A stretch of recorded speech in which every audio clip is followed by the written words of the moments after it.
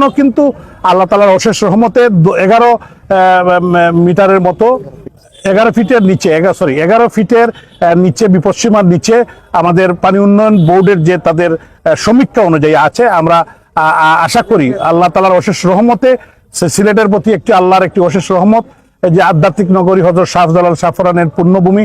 আমরা আশা করি, আমরা সবাই প্রার্থনা করছি যে এই নগরকে, এই সিলেটবাসীকে যাতে আল্লাহ তাআলা রক্ষা করেন, এই বন্যা যাতে না হয়।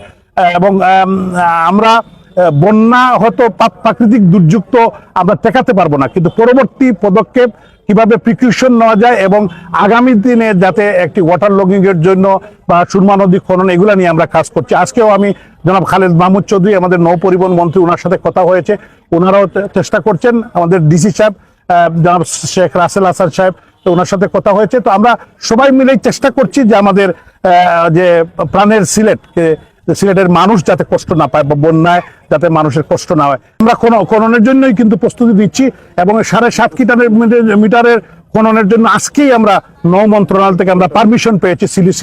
সিলেট সিটি কর্পোরেশনের নিজ উদ্যোগে আমরা নিজেই করতেছি এখন, যাতে আমরা প্রম্পটলি নিজে ত্বরিত গতিতে করতে পারি। এই জন্য আমাদের সিটির যে 7.5 কিলোমিটার আমরা খননের উদ্যোগ নিয়েছি। এবং মাননীয় মন্ত্রী, নৌ পরিবহন প্রতিমন্ত্রী খালেদ মাহমুদ চৌধুরীর সাথে আমার 1 ঘন্টা আগে কথা হচ্ছে, উনি আমাদেরকে পারমিশন দিয়েছেন।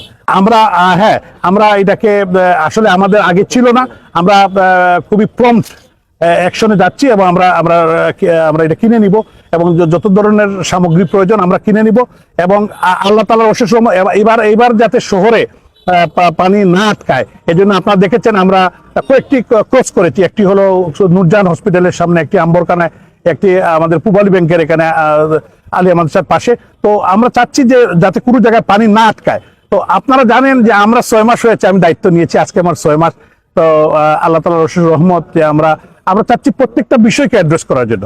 এবং ইনশাল্লাহ আমরা যত্ন সহকারে, আমরা আন্তরিকতার সাথে আমাদের ইঞ্জিনিয়ারিং টিম, আমাদের প্রশাসনিক টিম, আমাদের সিওর নেতৃত্বে আমরা আমাদের জেলা প্রশাসক, সমস্ত পুলিশ, সবাই, আনসার, বিডিপি, তারপরে আমাদের যে পানি উন্নয়ন সংস্থা, সবাই পানি উন্নয়ন বোর্ড সহ সবাই কিন্তু আমাদের পিডিপি সবাই কাজ করছে। কিন্তু কেউ যে আন্তরিক না আমি এটাকে বলতে পারবো না।